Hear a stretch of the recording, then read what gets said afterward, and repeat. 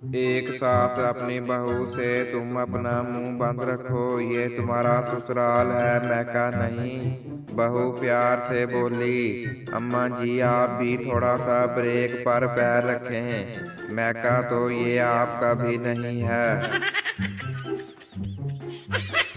बीवी का शक दूर करने के लिए शोहर ने दाढ़ी रख ली और 5 वक्त की नमाज पाबंदी से पढ़ने लगा। बीवी फोन पर सहेली को बता रही थी, कमीना अब हुरों के चक्कर में है।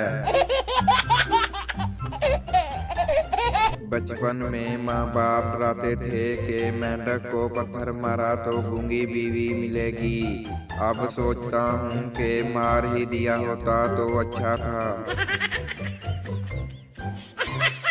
एक आदमी मौलवी साहब से, मेरी बीवी मुझसे लड़कर मैके चली गई है। मौलवी साहब, सुभान अल्लाह, और तुम अपने रब की कौन कौन सी नेमतों को झुटलाओगे।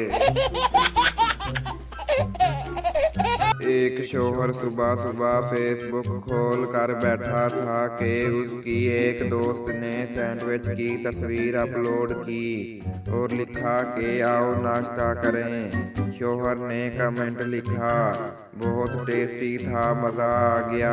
बीवी ने वो कमेंट पढ़ लिया और नाश्ता नहीं दिया। 4 घंटे भूखा रखने के बाद बीवी ने पूछा, दोपहर का खाना घर पर करोगे या फेसबुक पर।